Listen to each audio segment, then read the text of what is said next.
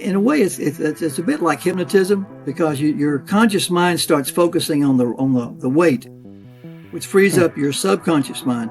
Your subconscious mind then gets into contact with the Akashic records, God, Gaia, the universe, however you want to describe it.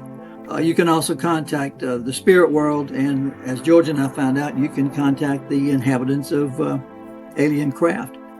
And what it does is, I have to point out, it's just a rock on the string. There's no magic, there's no miracle. It's a weight. The movement is like when it goes to the right, that's a yes. When it goes to the left, that's a no. So you ask yes or no questions. Very tedious, but very, very accurate. And basically, you ask the question, it's downloaded through the subconscious. The subconscious directs your fingers, and that directs the movement, and that's your answer. Now, the knack to it, for the person holding the pendulum, is to be able to free from influence the swing. Right. Yeah. You know, if they really want it to be yes, they have to be very practiced to keep that desire totally out of the process. Right. And that's where the discipline comes in. It's just a matter of practice.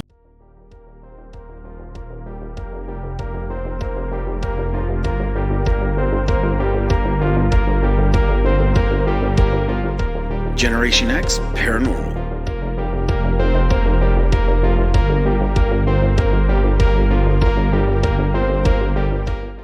Well, hey everybody, welcome back. Welcome back, everyone. We are Generation X Paranormal. I'm Logan. And I'm Nicole. And we have, I always say it, we have a really interesting show, but we have a very interesting show. It is. And I say that because, and everybody knows that when you do paranormal, there's so many different ways you can do paranormal investigations and whatever have you. But these two gentlemen have a different way of doing it. You know, First time I had heard of it. Yeah, definitely the first time I've heard of it. And who we have on the show is Dan and George, Dan Baldwin and George Sewell. And they are, they're just very interesting gentlemen in what they do. But can you kind of tell us a little bit about them? Yeah. So Dan Baldwin is a professional writer, often a ghostwriter for other professionals. He has written and co-written or ghosted more than 60 books, and he's won numerous local, regional, and national awards. He is a certified clinical hypnotherapist, plays the Native American flute, and is an expert pendulum dowser, having used the pendulum to assist in finding missing persons for more than 20 years. It's amazing. Him by himself. Yeah. And then George Sewell describes himself as a cognitive philanthropist. He has a lifelong interest and study of the paranormal and the UFO phenomenon. He is author of Habits, Patterns, and Thoughts That Go Bump in the Night, A Gnome, A Candle, and Me, Just the Facts, Please, about alcohol and drug abuse, co-author with Dan, and the novels The Krismere and A Turn at the Point. And they've recently just co-authored a book, which we're going to be speaking about, called The Paranormal Pendulum 3, The Abduction of Lindsay Higgins, the UFO Phenomenon, the Spirit World, and Beyond. And we have read it. Yep. It is fascinating. Yes, it is. But we're not going to give anything away because we're getting ready to speak with them about it. So yeah, let's bring them on. Let's talk to them. Yeah. Well, hey Dan, hey George, how are you? Doing From the West. Yes. So, Dan, you said you're in the West. Where are you? I'm curious. Phoenix Mesa, Arizona. Okay. Sonoran Desert. Yep. George, where are you at? I'm in Bossier City, Louisiana. That's the northwest corner. Okay. Across the river from Shreveport. Yeah, we've been out in that area. Yeah. Yeah, it's home of Barksdale Air Force Base. Okay. And Dan, I'm actually originally from Tucson. So that's why when you, I've spent a lot of time in the Sonoran Desert. I love it. Like I said, I moved from Shreveport, Bossier City 30 years ago. Yeah, and it took to the desert like that. Just this is home. This is home from the bayou to the desert. Yeah, quite a different climate too between the two. Dan found his sandbox. Nice. Well, listen, guys, again, thank you so much for coming on. We've been excited to have you guys on. Very interested in, being a show about the paranormal. We usually get the atypical kind of paranormal investigation tools, like the, the SP7 boxes, those sort of things, ITC and all that. But before we, and I know we're going to get into the pendulum, which is just, I find it so fascinating. But before we get into too much of that, we know quite a bit about you from research. But if you guys wouldn't mind kind of telling our audience a little bit about yourselves and kind of how you guys got kind of paired up and everything. Whoever wants to go first, by all means. But we paired up, and originally it's George's fault. So why don't you tell that story? Well, kind of a preface. I've had a lifelong interest in what we would call the paranormal, UFOs, that whole arena. So there was no single event or anything that got my attention. I've always, for whatever reason, have had that interest. As far as Dan and I getting together, turned out,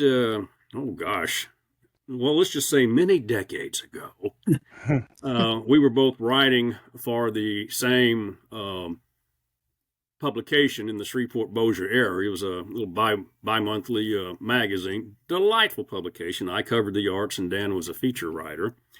And one day the editor of that publication, Ed Gage, gave me a call and said, George, I really think you need to meet this Dan Baldwin character. He's pretty interesting. I think y'all would get along pretty well.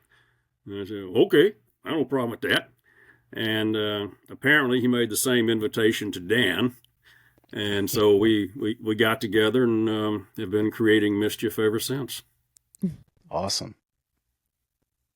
I don't want to date or anything, but when we got together, there was a bicentennial going on at the time. Understood. Oh, that's cool. I have been moderately interested in the occult and the paranormal and JFK, the typical mysteries, all my life. Absolutely. But only that's curious. I'll read an article now and then. And as far as the paranormal, about 22 years ago, I got really interested in it. I got a call to go find missing children. And through that, I learned pendulum dowsing and spent 15 years as a psychic detective, which led to investigating the spirit world, which led to a phone call from George. Hey, can we use the pendulum to investigate UFOs? And I said, well, let's find out. Yeah, which led to the book that George and I wrote this year. Yeah, that's I've read it. It's Yes, very Paranormal interesting. Pendulum 3. Yes. The Lindsay Higgins story. which is just fascinating. Yes, it is. But Well, and I'm it's sure true. well, I know it. And Yeah. what did we see? I think we watched an episode on Yeah, it's the episode where they speak with Lindsay right. Yeah. and you, George. on Yeah. Netflix, their Yeah. series Yes. Haunted. That's And it. it was, That was yes. Haunted. Yeah, I season remember that. 1, 5th episode. Yeah, fantastic. By the way, it was just it's riveting. Her story is something Yeah. else. Yeah, and fortunately, Lindsay's a very articulate individual, so she can tell her story very well. Yes. Oh yes, Yeah. absolutely. And Yeah, what a story she has. Yeah, I'd love to talk to her sometime. She is just out of this world. No pun intended. Well, she was for a while. Yeah. Yeah, so Yeah. Yeah, literally. after I said that, I'm like, you know what, that fits. It does fit. But well, that's great. Thanks, guys, for kind of sharing that. That's kind of the nutshell. The nutshell, the 30,000-foot view, as they say. Yeah. Okay, so kind of getting into it. I guess I'll ask Dan first. Can you, or maybe both of you can do it at the same time, however you want, but can you kind of, I guess, give us the 30,000-foot view of pendulum dowsing?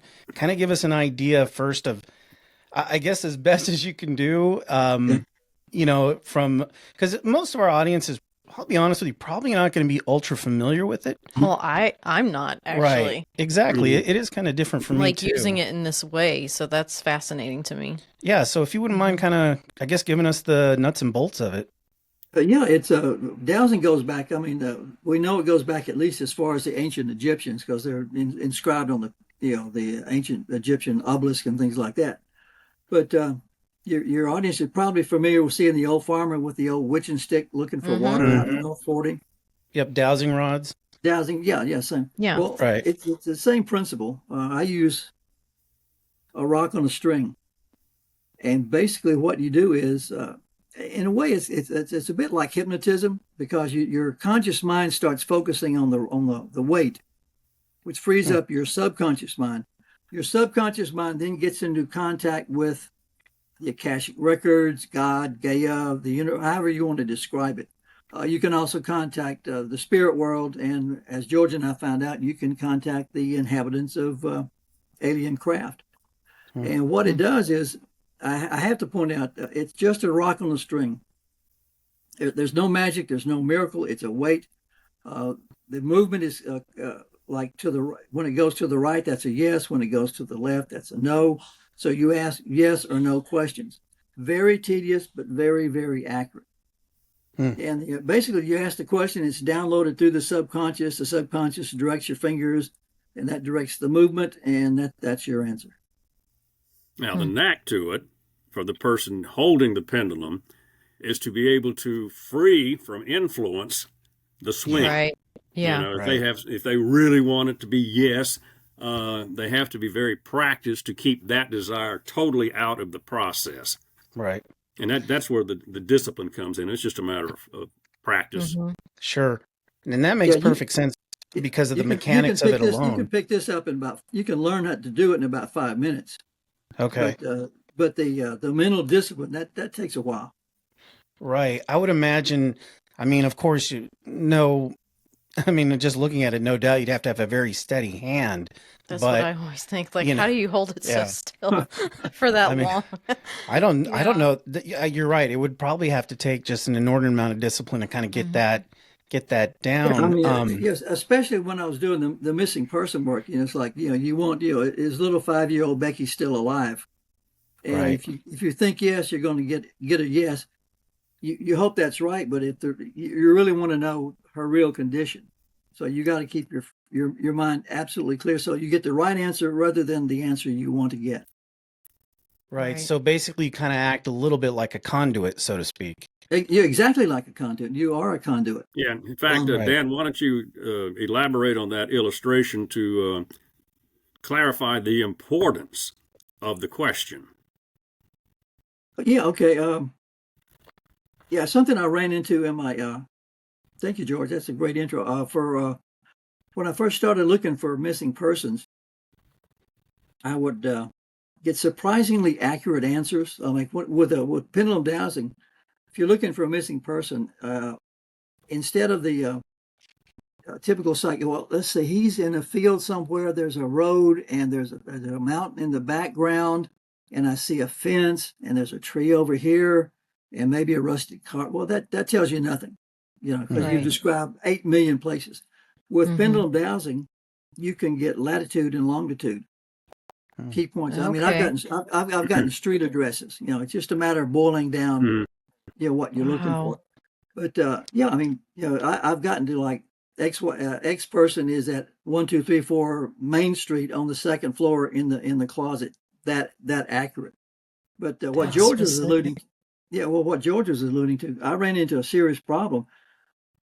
And again, I'm not claiming to be 100% right, because nobody is. When I'm wrong, I'm way off. When I'm right, I'm pretty good. And I was getting a lot of good information, very specific information, but I was always off on whether the person was alive or dead. I would get like the obvious question, is little Becky alive? And I get a yes. Go through all my research, would find little Becky, she would be deceased. Find Ralph, the truck driver. He's alive? Yes. We'd find Ralph. He'd been dead long before I did my Pendulum Dowsing. It went on and on and on and on. I get very accurate descriptions and bits of information, and I was always wrong on the life or death situation. And one day, boing, the light went off. People don't die. Their bodies die.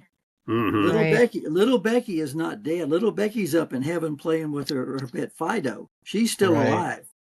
So I had to modify the question. See, I was getting an accurate answer. I was interpreting it wrong. Now I have to ask the question, is little Becky physically alive? This plane makes Okay. all the difference in Okay. the world. Mm-hmm. Yeah, That Yeah, it's does all make in the sense. question. all in the question. This may be a bit in the weeds of a question, but obviously there's so many other forms of divinity tools and things like that. But what do you attribute to the granularity of that? That seems so precise of an instrument. What do you? I guess George, if you want to speak to that, what do you see as the reason for that kind of granularity? I think it's because the conscious mind is focused on the pendulum and that whole process. And that, as Dan alluded to, I mean, that literally frees up the conscious blockage to accessing subconscious information. And I think that's the value of the pendulum per se as a process for ferreting out this kind of information. If we were to just do it without the pendulum, it's depending on how disciplined you are in that kind of meditative research. There are so many other distractions that could interfere with the process. But again, the pendulum, it causes the consciousness to focus, and I think that's the big value of it.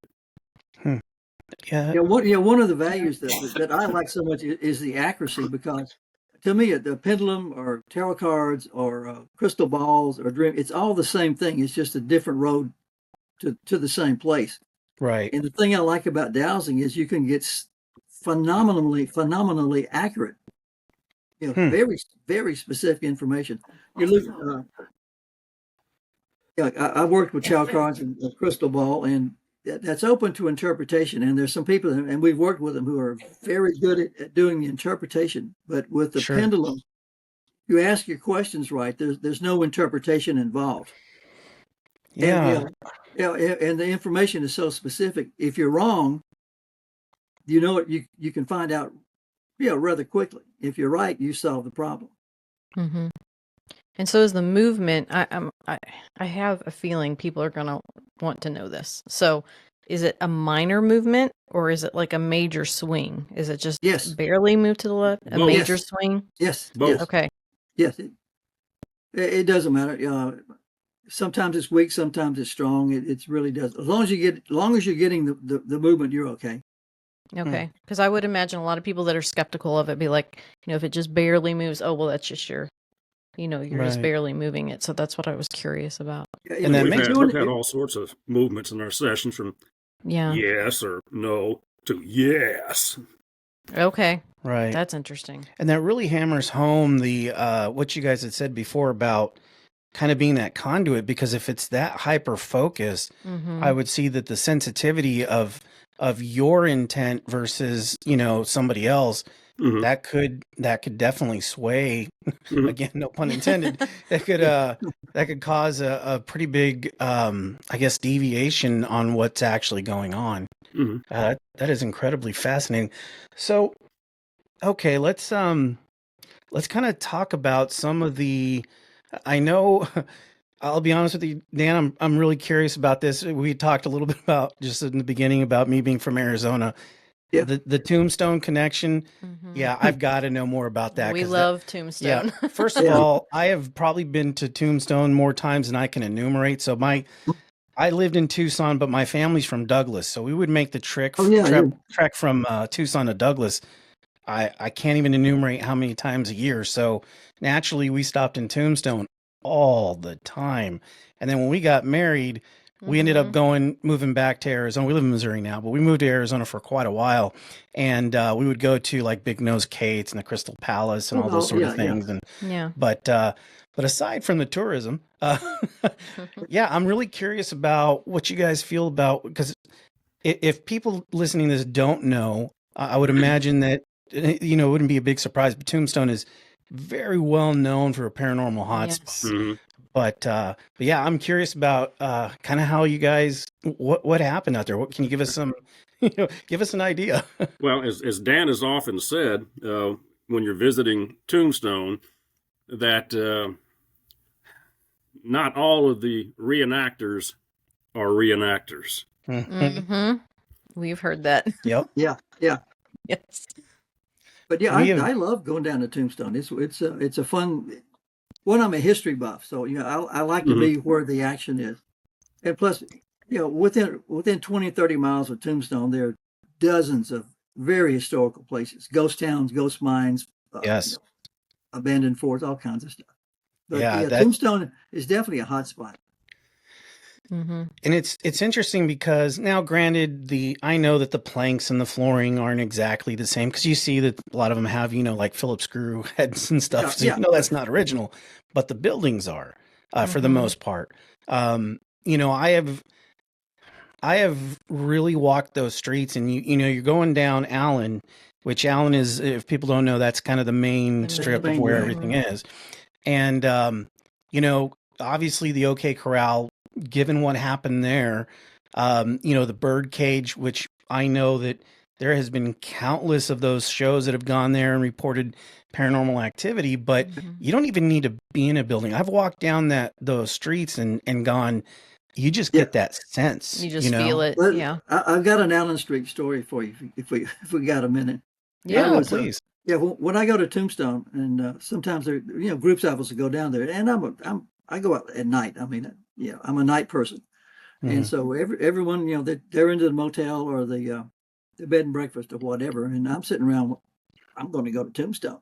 I like Tombstone after everything shuts down when it gets quiet, and I like to just try to imagine like Doc Holliday really walked right by here, Yeah. So one night, it was cool.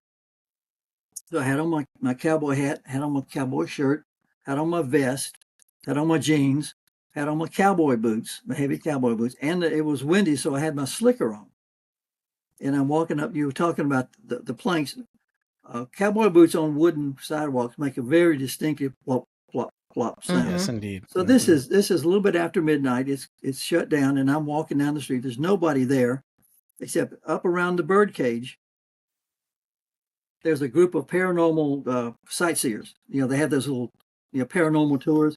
And so you had a bunch of older people with the guide. This is the bird cage, and this is the over on the corner.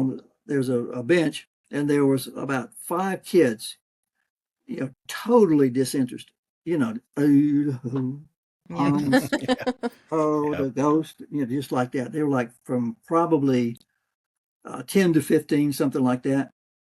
And so they're watching the parents just bored out of their minds, and they hear the dunk, dunk, dunk, dunk, dunk, dunk. They look up, and there's this guy, cowboy hat, slicker, cowboy boots, dunk, dunk. I walked by him, and the teenager looked at me. She said, "Mister, if you dematerialize, I am going to freak right out." That's hilarious. I just said, tell Doc Wyatt's looking for him. Walk. Yeah, right. Yep. Yeah, and that's funny true because story. Well, yeah, and I believe that 100% because that is a known thing that happens in the streets. I know that. I think even, and again, this is getting way off into the woods, but even like Ed White was seen there a few times. I think that was his name, the sheriff. Yeah. Sheriff White has been seen there quite a bit. It's very active, not to mention all the things that have happened, but yeah, it's Bud White. Okay. I knew it was White, but I just couldn't remember the first name, but yeah, it's such an interesting place to go. And I could only imagine, number one, doing a paranormal investigation anywhere in there. But I can imagine dowsing must have just been tremendous there. Yeah, it was. Yeah, one of the more powerful moments in my entire life was a dowsing session in one of the buildings. Mm-hmm. So, kind of. Yeah, you can't do it out on the streets because of the tourists and everything. But sure, right. Yeah. Yeah, plus you don't want that kind of attention. No. Especially not in Tombstone. They'll definitely come after you. But kind of pivoting a little bit to Lindsay Higgins, that I really don't even know how to frame that up because there's so much that we can cover there. Much. Yeah. George, if you could talk a little bit about I guess a little bit about the beginning of it and how you guys got involved, or just sort of, yeah, how did she reach out? What kind of happened with that? The way it all began was I was minding my business one night, and the telephone rings, and I don't recognize the number, but I had a little bug there that I need to take this call. Mm-hmm. So, hello, is this George Sewell? Yes. Oh, this is Lindsay Higgins. Joe Beth Maggott said I could call you and we could talk. Oh, and what might we talk about? And of course, I knew what it was about just because of the way she phrased it. And for the next 2 hours, I had an earful of Lindsay's lifelong encounters with extraterrestrials, beginning when she was having experiences with what we would call ghosts at the age of 3 up to the present. And because most of what she described, I had heard before. Back in the early 1990s, I was the assistant state director in Louisiana for the Mutual UFO Network. And because of that, I had a chance to visit with a lot of people who had had some sort of encounter or other experience. And what I realized was they weren't so much looking for an explanation of what happened or what it was.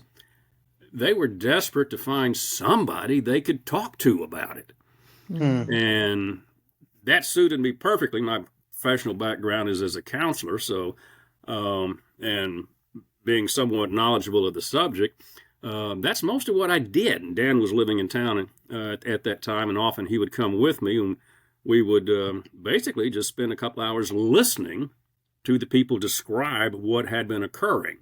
And I noticed that there were a lot of what I would call commonalities in these accounts. These are different people, different time frames, different locations, but there was enough similarity in their story that, okay, something's going on here. There is something going on. And so when Lindsay told me all of her experiences, every one of them could just be checked off that list. So that immediately let me know that Lindsay's credible, and she's really trying to learn what's been going on so she can get some relief, because she had been literally sitting on this for over 40 years. There was only one or two other people who were aware of what she was encountering, and she was just reaching a point to where I've got to turn loose of this. I got to let go of it. And that's where a series of events occurred that a friend that we had a mutual friend who was aware of my interest and experience in this field. And she was aware of Lindsay's history, and she's made the suggestion, well, I think you ought to call George. And she did, and it was rocking and rolling after that. Mm-hmm. Part of what Lindsay was kind of guided to do, and the guiding thing is, well, it's in the book, that's the Kate Bateman thing. She was guided to answer a request for stories for a Los Angeles film production company who was putting together a series for Netflix on people who had lived paranormal experiences most of their life. So Lindsay wrote up her story, emailed it off. Within 24 hours, she's got a response back from the production company setting up a time to meet with the producers. And so the next day she had a telephone conference with the producers. They were just absolutely enthralled and said, okay, you got it. You're going to be one of the 5 episodes that we're going to do. And then they asked, is there anybody else in your area who has had the experience you have or who knows about these things? And that's when she said, oh, well, then you probably need to talk to my friend George. So that's how I got in contact with him. So when Lindsay went out to Los Angeles for the shooting, I also went out there as an information source. And that's the first time I met Lindsay, was when we were on location in Los Angeles. And it just set off a sequence of events that's still going on. Yeah. And, we don't want to spoil anything. We definitely want people to read your book and watch the episode. But it is phenomenal what has happened to her. Yeah. And what's interesting is that you mentioned that you're in you were in MUFON. Are you still involved I'm with still a MUFON? member. I'm not Okay. in any capacity. Right. And Dan, are you also, or did you go that route as well? Oh, no, not at all. Yeah. Okay. Entirely different way. Well, let me say one thing real quick. We get Sure. questions every once in a while. Well, do you believe Lindsay? And I said, absolutely. But it's not like we did 1 or 2 interviews. Like we spent a lot of time with her over about a 2-year period. So, and her story never broke. Never, Right. Just in talking with you guys. Absolutely. Oh, for sure. And just in talking with you guys, the way it is right now, you don't strike me as the kind of gentleman that would be able to handle that kind of deviation. You'd probably call that pretty quick. So, and yeah, write a book. we'll Write a book about that too. right. Yeah, true. Yeah, that's amazing. It's interesting that you said there's a lot of commonalities. And the one thing I wanted to bring up, we've talked to several people with MUFON, like Les Velez. We've spoken with Preston Dennett and a few other people. And I find it interesting that there are so many similarities with abductees and I guess not just abductees, but people like experiencers that have gone through that. So you talked a little bit about the keying in on things Lindsay was saying. Again, not with giving too much away, but what were some of those similarities? Lifelong, that a lot of the people who have these experiences, it's not a one-off thing. It's not an accidental thing. It's not a random thing. It's something that has been a part of their life, in most cases, most of their life. So Lindsay has actual memories of many of her events, whereas a lot of people will often need the assistance of hypnosis or whatever to pull forth their memories, and then they'll get this information. Lindsay, she has very distinct memories. In fact, she had I think she was about 3 years old, and this is kind of where her story begins.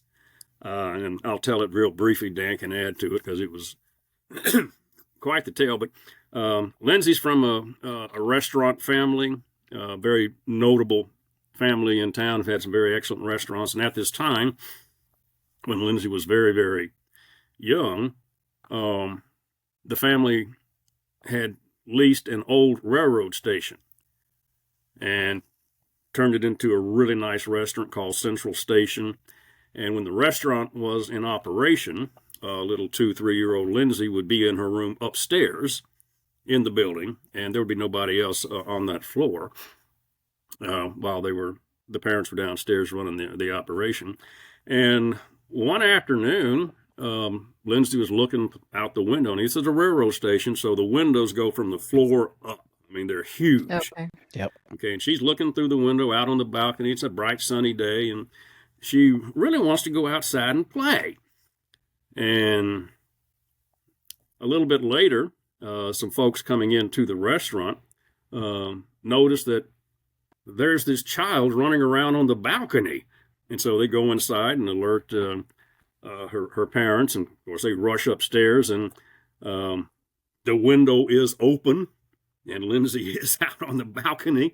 So they retrieve Lindsay, close the window, and there's no one up there. And so they have to ask Lindsay, and no way young Lindsay's going to lift that thing down. And I've seen the window. No, it's a heft to lift. Sure. And Lindsay said, "Oh, well, my friend Morlock opened it for me." What?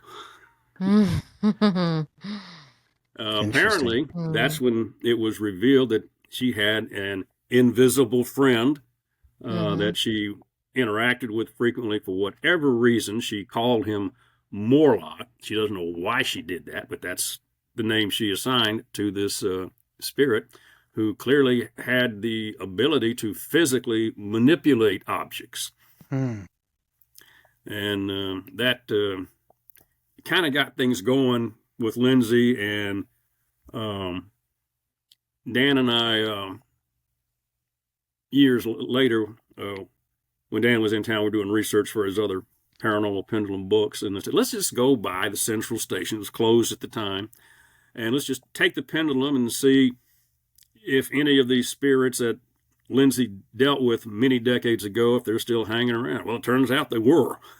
Wow, really? And Dan and I were planning to take a pendulum tour of the oldest cemetery in Shreveport later that day. And so after we were conversing with the pendulum to Morlock, we asked, or by chance, are you buried in the cemetery? Yes. Would you be willing to guide us to your particular gravesite? Oh, yes. So that afternoon, we're in the cemetery, and Dan's doing the pendulum thing, and it says go 30 feet north, okay, then go 20 feet west or whatever. And eventually it led us to a small family plot of the W.D. Woodworth family. And we said, what? Is this where we're supposed to be? Yes. So the whole Morlock thing was a means to basically introduce me and Dan to W.D. Woodworth. And Dan, I'll pass it there. Yeah, it turned into, this is where George and I thought we were going to be dealing primarily with your typical abduction phenomena, which was, that's plenty. Sure. By the time we got into this, again, this was like a 2-year process. We were dealing with reincarnation, spirits, contact with the spirit world, contact with the ETs, and contact with higher evolved spirits. I mean, everything suddenly was involved in this situation. And we eventually tracked down more, like he was a friend of W.D. Woodworth, or he was W.D. was had the what was it? What was the daughter's name? George, Sally Murph. Sally Murph. Sally Murph, yeah. Well, Lindsay is the reincarnated spirit of Sally Murph, and W.D. was Sally Murph's father. Lindsay's father in this incarnation was W.D. Woodworth in that incarnation. And to make this even stranger, this is just my personal theory, but there was a lot of spirit world activity in this particular case.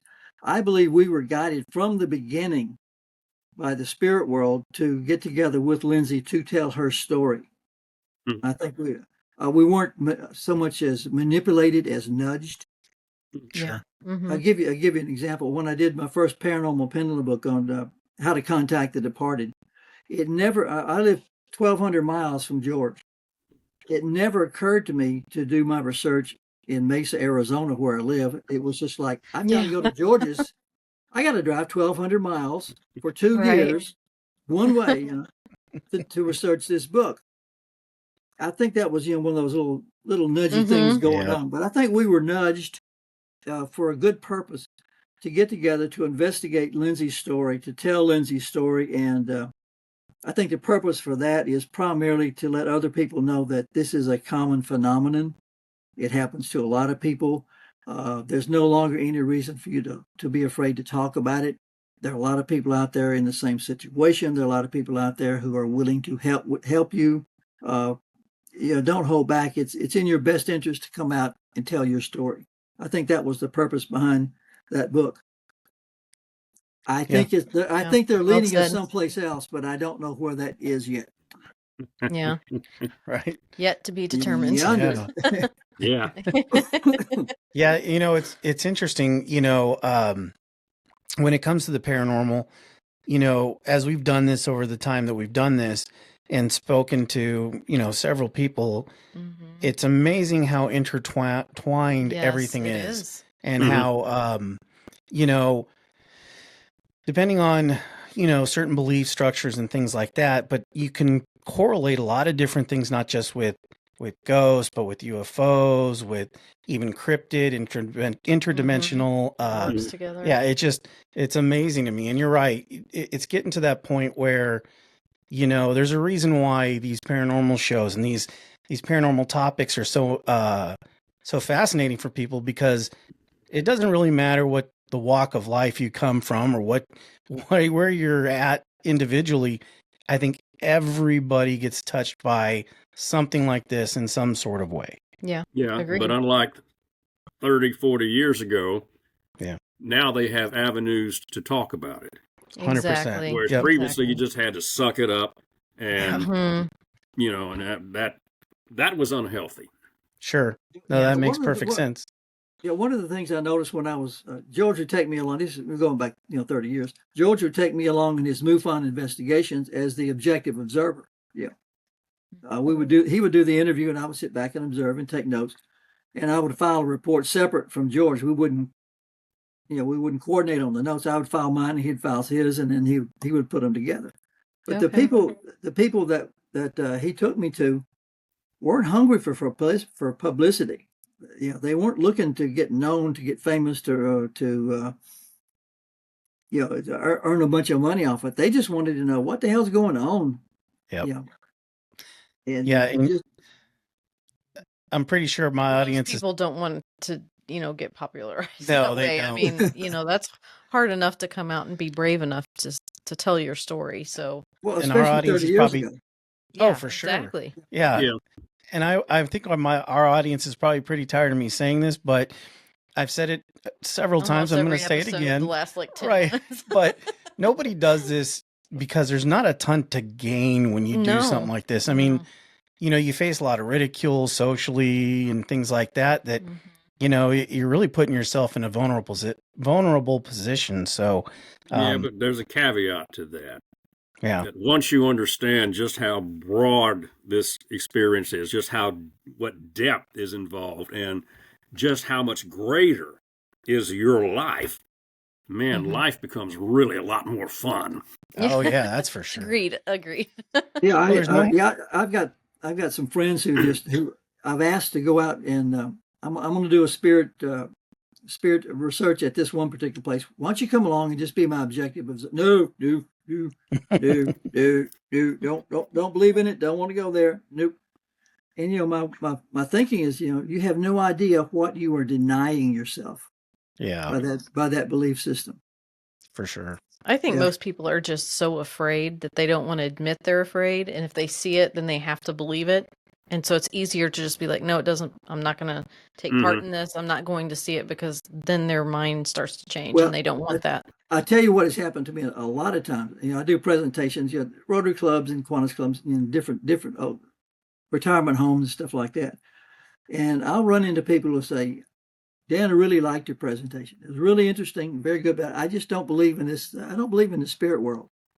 But Dan, one time I was at my grandmother's house. I swear to God, I smelled baking bread and the stove was off. I swear to God, don't shh. Yep. They don't believe Happens it. all the They time. got a story. Mm-hmm. Mm-hmm.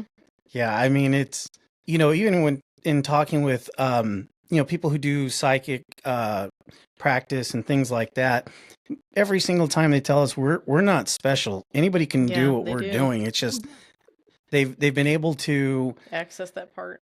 access that open it part, up. and then Mhm. it's just. But if you can do this, you can be a pendulum dowser.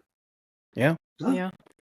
Yeah, that's I'm still really fascinated by, we've spoken to a few people like Mike Ricksecker and a few other folks that talk about frequencies and frequency healing, things like that. It's just interesting to find some of the things that aren't so, I guess, quote unquote mainstream when it comes to people who are first Mhm. getting into paranormal and understanding those sort of things. Out of curiosity, since you guys do pendulum and things of that nature, how do you feel about other divinity items? Like, I mean, we'll just throw caution in the wind, things like the Ouija board, or even like, we'll start with the Ouija board, because I do want to ask you about something else. But if you want to start with something like that, or other divinity tools. Well, I was using a Ouija board in high school, so clearly there is something there, because I'm not moving the planchette, and I know that my partner wasn't. She wasn't, so Right. something was definitely occurring. Sure. Yeah. Again, I think it's all the same thing. It's the pendulum works for me, works for George. Crystal ball might work for you. Tarot cards might work for you. Dreaming might work for someone else. The Sure. trick is, what what are you attuned to that will allow you to attune yourself to the universe? Yeah. That makes It's sense. all the same, just different Yeah. tools. Yeah. Yeah. Just try something different. The other thing I kind of wanted to bring up to you guys, because it's something that we've all kind of started to adapt to, were these things here, phones. And there's been so much recently with what they call ITC, and I don't know if you're familiar with that or not, or that nomenclature, but it's basically utilizing different applications on phones to do some of these spirit box sessions and things like that. Investigations. Investigations. Being that the majority of what you guys do is more I guess analog for kids who are not paying attention to what analog is. How do you feel about that? Well, there is one application with this thing. Ever since I got it years ago, most mornings I will take a 3-mile walk from my house down to what's called Mike Wood Park in Bossier City. It's located at the south end of the runway at Barksdale. It's a beautiful place. And one frosty morning, the baseball field in the park just had a really big frost on it. It was glistening. And I said, that's cool. Let me take a picture of this with my phone, and I'll post it on Facebook and, let some folks, enjoy it like I did. And so I did. But later that day, I started getting responses from my Facebook friends of, George, what a beautiful, beautiful field. But what's with the blue ball? What? So I had to go back and relook at the picture. I hadn't even noticed it. But bigger than life, hovering above the field, was about a softball-sized blue sphere. And I said, whoa, hello. Because I sure as heck didn't see it, but the camera caught it. So I made it a practice after that day that whenever I was at the park, when I would come to that particular location, I would just recreate that photograph. And about 7 out of 10 times, there would be in the photograph a sphere. Sometimes hovering the ground, sometimes it would be up in the trees, sometimes it would be above the trees. But it was definitely there. And okay, so something's going on here. Again, I'm not seeing it. Camera is. So I sent a whole bunch of the photographs out to Arizona. And Dan, would you take your pendulum and see if you can make sense of what's going on here? And he did. And what he came up with is that there was one particular sphere.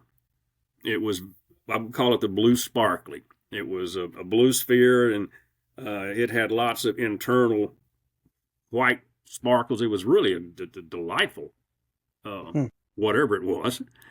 But according to Dan's pendulum, that blue sphere was the spirit of someone known to me, but not in this lifetime. And I say, whoa, hello, because I've never really pursued any of my previous incarnations. Just what's the point? But I had to get a little curious here now. Yes. Okay, well, someone known to me, but not in this lifetime. So I was kind of just meditating and pondering on that. And then I had an idea, literally, come into my head out of nowhere. Duh. I need to look at 19th century American actresses. And so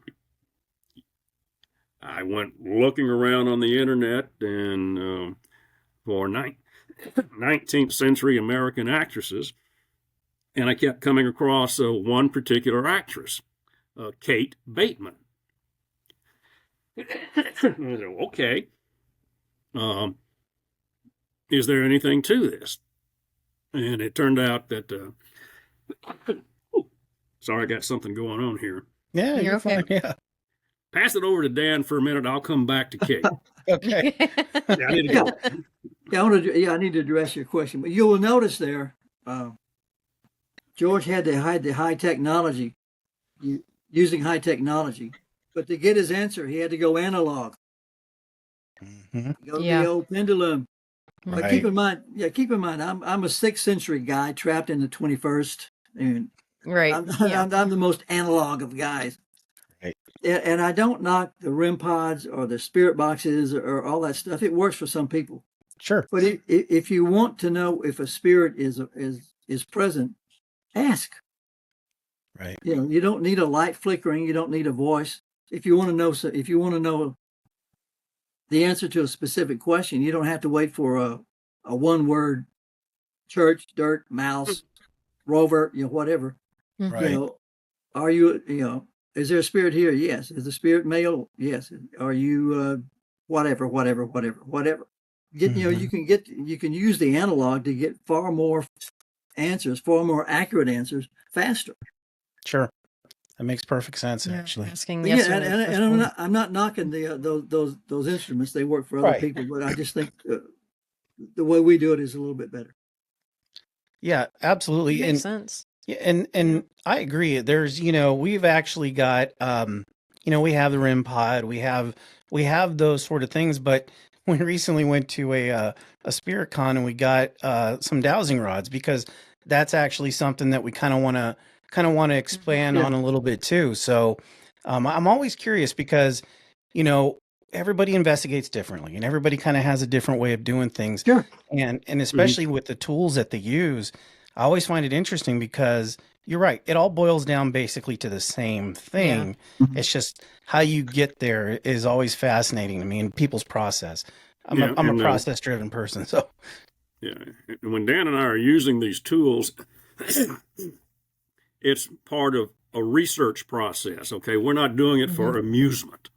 Okay. Right. It's a research tool that has, at least in my mind, has definitely proven itself. Yeah. Usually the process will be we'll do the pendulum, get all this information, and then very often I'm able to reaffirm the information through other sources. Okay. A lot of things like I subscribe to newspapers.com. Okay, and you've got a wealth of information for gosh knows since the early 19th century. So back to Kate Bateman, I mean, I was able to come up with a historical newspaper record of her acting career and just got so much information out of that. And we do that frequently just to, again, validate that we are getting accurate information from this process. Right. Yeah, we had an interesting session with Lindsay's dad. We were at the train station, and we were doing some research. He started out very skeptical and became a believer right quick. But we were doing a session, and he agreed to volunteer, and we were investigating Morlock, and he was very knowledgeable about the train station history and the people who live there. And he started asking questions of whoever we were talking to at the time, the spirit we were talking to at the time. And George and I didn't know any of these people. They had a clue about what he was talking about, but he would ask a question, I'd give the answer. He'd go, yeah. He'd ask another question, I'd give the answer that I got. Yeah. It on and on. This went on for probably half an hour, but we went to a whole series of questions and I'm not bragging on myself, but using the pendulum, clicked on every one of them. Yeah. Wow. Instant verification. And at that point, I think there's something to this. Yeah. But, one thing I like about the way we do it with pendulum dowsing, you can get enough specific information to verify or to debunk. Right. Yeah, it would be so, and I find that just amazing because if you're going through an investigation, or you're going through your process, to have that kind of granularity and that command of the situation that, you're able to speak on some things, like you said, that there's no way you would have known that, and just to get that level of granularity is just amazing. You can make the case for a lot of different tools. I get it. But I'll be honest with you, it may be something, we try out at some time. I'd love to watch that in play. Yeah, that's fantastic. So Dan, I got to ask you a question because it's just something that I've always wondered when people have this kind of ability and do these sort of things. Well, it was, especially since you can kind of do it somewhat remotely. You don't have to be there at the time. Do you ever, and you can answer your question or answer it in any way you want to, but do you ever watch some of these shows and be like, okay, wait a minute. And you kind of pull out the pendulum and kind of go, how full of, what are these people? And you kind of, kind of start looking at, some of it. On some of them, you don't even need to do a pendulum. Good. True. Good Very point. true. Is every house you investigated demonic? Everyone? No. I think we all know who we're talking about. Yeah. I mean, have you run into 13 demons in a row? And I'm not saying they're not demons out there, but really. Sure. Right. And I saw one show they were at, I don't even remember which one it was, but they were. I need to make a point after this, so don't let me forget. But No, yeah. they were driving up to the house, and they were, the house was like a quarter mile away, and they were going, "Oh, this is demonic. Oh, this is going to be demonic." How do you know that before you investigate? I mean, Yeah. Yeah. I don't, I couldn't imagine it. That was. Yeah, no, the demonic and people in trouble reminded me of a story. I saw a program like yours. It was from England, and they were doing more investigating, and they went to a haunted house and they picked up an EVP of a woman screaming for help. They got the EVP, and it was a terrorized woman, and that's what they got. And then we got an EVP, and they marched on. If you're dealing with a situation like that and you're a pendulum dowser, you don't have to leave it at that. Right. You can contact the spirit. If not that spirit, you can contact another spirit. Are we really dealing with someone who is in trouble here? Get a yes or no.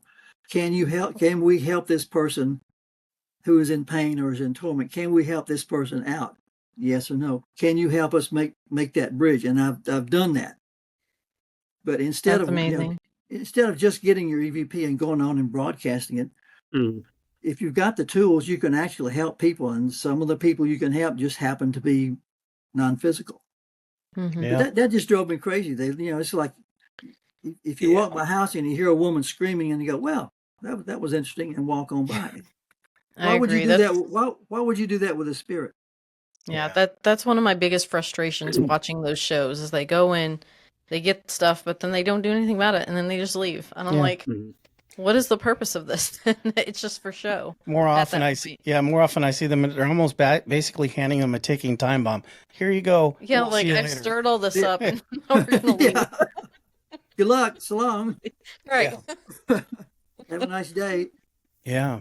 Well, fellas, listen. I know that our audience is probably going to want to know a lot more about, first of all, about what you guys do, and obviously we're going to direct them to the book for sure. Yeah. But what would be the best way for any of our audience to reach out to you, or just kind of get to know, a little bit more about what you guys are doing? Probably through the websites. Yeah. For me, that would be www.georgesewell.com. And that's pretty much everything I'd want to know or could know or would be afraid to know. It'll be there somewhere. Okay. Sounds good. Yeah, that's awesome. My websites are www.danbaldwin.com and www.fournightspress.com. That's FOURKNIGHTS, Four Nights Press. And my email address is in the book. And it's on perfect. And it's on the website. You can look up my email address on the website. Okay. I'll make sure and put those links on our page when we release the episode, and a link to the book as well, so that way people can find it easier. Yeah. I happen to have. Well, there you go. Perfect. That's what it looks like. Yeah. I like the cover. It's awesome. Ebook, paperback, and hardback. That's what it looks like. That's the Lindsay Higgins story. Folks, that is what you need to pick up. Yes. So if you're at all interested, even if you're not interested, I recommend reading it. Dan, before I let you go, though, are you a Saints fan or are you a Cardinals fan? I mean, what happened? Did you have to change sports teams, or are those local teams? He's just like me, doesn't care. Oh, that's funny. I don't follow golf. I don't know. No, every time I talk to somebody from Louisiana, they're just usually very, very diehard, either Saints fans or, one of the teams Saints out or there. LSU, yeah. Yeah, Saints or LSU. So anyway, well, listen, fellas, thank you so much for coming on the show. We had an absolutely amazing time. And I mean this, that what you guys do is so fascinating. Again, we see so many of these other divinity tools and things used, and it is something different for us. So thank you for coming on and kind of letting us know. You. Appreciate it. Absolutely. Well, listen, guys, we're going to let you go, and we'll talk to you soon. All right. All right. Bye. That was a lot of fun. That was, yeah. They're so fascinating, and I guess because, typically in when we do things in the paranormal, you're so used to like the typical. Yeah, the typical. Yeah. You're always seeing, the REM pods, we talked about the shows and things like that. Everything's very production Everything's oriented. become technical. Yeah. Which is fine. I mean, it's the time period that we live in. For sure. But I like that this is like the old school way of like how, it's all about that connection between yourself and whatever you're speaking with. I mean, it does. I mean, what Dan said, it's just easy. Yeah. Like you get to the bottom of it. You don't have to have any special anything. You just use this little thing that's hanging right there. And the granularity they can pull out of it's just amazing. Yeah. In reading the book, he does, describe like how he uses the questions, because that may be a little, people don't understand. But I mean, it's just like the Ouija board, yes or no. You don't get to spell anything out per se, but you can, lead it down to a certain point, which is interesting to me. I'd love to actually watch someone do that. Yeah. Because I guess I am a little still confused on getting to like latitude and longitude. You know how he was talking about that, and like getting street addresses. Like, I don't know what question you asked to get to that. It's just amazing. Yeah, I'd love to watch and see it in action. But. Well, yeah, I mean, guys, pick up their book. It's really good. It's a great read. It's just a good time, and I can't say much more than that. I can guarantee it's nothing you've ever heard before. Yeah, for sure. But again, guys, thank you so much for joining us. If you're listening on the podcast, please, follow wherever you're listening. And if you're watching on YouTube, like, subscribe, hit the notification bell, all that fun stuff. But other than that, we'll see you next week. Oh, wait. Come on and join our Facebook group. Yes. Paranormal group for the eventually deceased. Share your pictures, videos. If you've got concerns, if anything's happened to you and you need someone to talk to, come on there and join, and we can help you out. That's right. She almost got me to not say it. That's not good. Hey, guys, you have a good night, and we'll see you next week. See you next week.